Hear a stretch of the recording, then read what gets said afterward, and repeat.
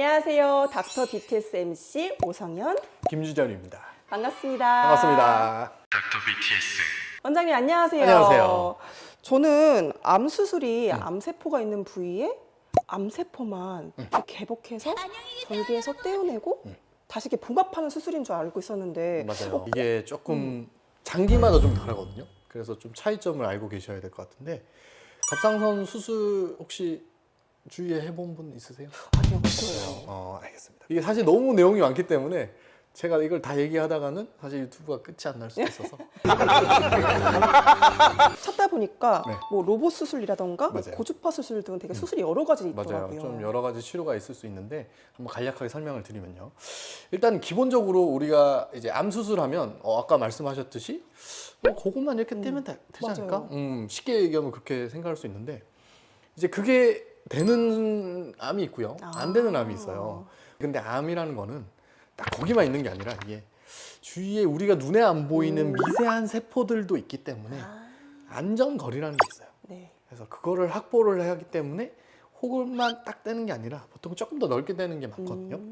근데 이게 예전에는 아주 초반에 우리가 뭐 한 50년 전, 40년 전 이럴 때는 잘 모르니까 무조건 크게 떼야지 이렇게 했었는데 최근에는 이제 연구가 많이 되다 보니까 이거 조금 작게 떼도 되지 않나? 이런 것들이 좀 많이 이제 개발이 되고 있어요. 왜냐?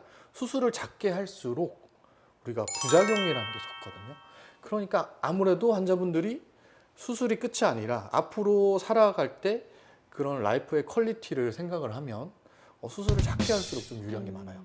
기본적으로 이제 절개 수술을 많이 하는데요. 갑상선은 목 앞쪽으로 한 3.5에서 5cm 정도 절개를 낸 다음에 그 바로 아래에 있는 갑상선을 이제 절제를 하는 건데 기본적으로 갑상선은 혹만 뗄 수가 없어요. 그래서 절반을 떼냐 아니면 전부를 다 떼냐 그 정도밖에 없어요. 그래서 반절제, 전절제 이렇게 두 가지가 있고요.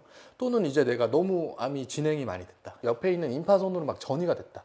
그러면 그 임파선을 완전히 제거를 하는 경부 임파선 곽청술이라는 추가적인 수술이 좀 필요할 수도 있는데요.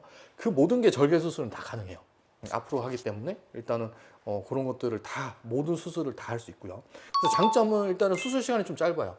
워낙 손이 빠르신 교수님들은 뭐 1시간, 조금 길게 하신 분들은 뭐 1시간 반. 이 정도로 반절제 할 때는 수술 시간이 굉장히 짧고요. 그 다음에 시야가 너무 잘 보여요. 왜냐 앞에 보이니까 파선으로 전이가 있거나 아니면 목의 아래쪽에 있는 뭐 기도나 신경으로 암세포가 침범을 해 있어도 충분히 잘 할 수 있어요, 수술을. 근데 단점이 있어요. 일단 목에 이렇게 흉터가 나면 좀 보기 안 좋겠죠. 그렇죠. 미관상 좀 맞아요. 보기가 좀 그런 것도 심하겠죠. 있고. 그다음에 이 절개가 커지면 커질수록 유착이라는 게 생겨요. 이게 이제 피부가 조금 들러붙고 뭔가 조직들이 서로 달라붙어서 이물감이 생기거나 뭔가 불편감이 생길 수 있어요. 이제 그런 불편감이 있다 보니까 이제 사람들이 개발을 하기 시작한 거죠.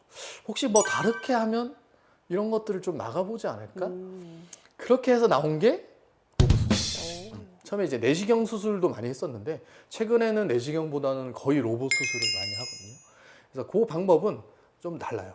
그 로봇 수술은 사람들이 오해를 하는 게 로봇이 들어가서 수술을 하는 게 아닌가? 저도 그렇게 맞아요. 생각했어요. 뭐 요즘에 하도 AI 이런 게 많이 그렇죠. 발전이 되면서 알아서 뭔가 해주는 거 아니야? 그렇게 되면 저 같은 사람은 이제 할 일이 없어지니까 큰일 나는데 그런 건 아니고요. 로봇 팔을 내는 거예요.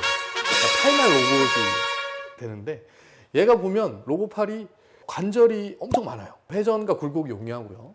그 다음에 아주 미세하게 조절이 돼요.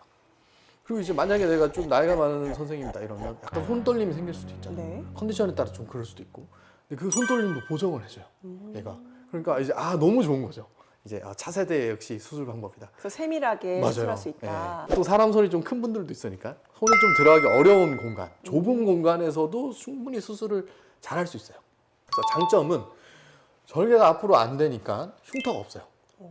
그 다음에 아까 유착이 생길 수 있다 했잖아요. 네. 근데 목에 유착이 생기면 좀 불편한 게 이물감이 생길 수 있고 이 왔다 갔다 하는 게 보여요. 왔다 갔다 하는 게 보니까 자꾸 신경이 쓰일 수가 있죠.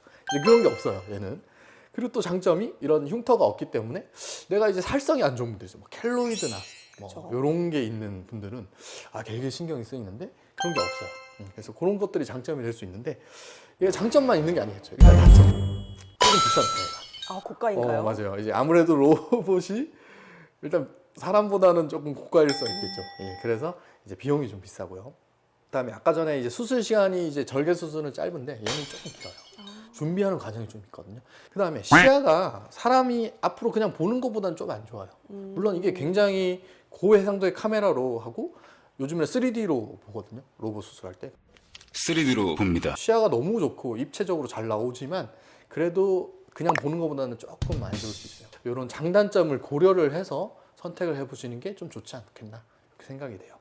네, 지금까지 갑상선 암 수술 방법과 종류에 대해서 알아봤는데요. 좀 내용이 방대하다 보니까 다음 이 시간에 이어서 전달드리도록 하겠습니다.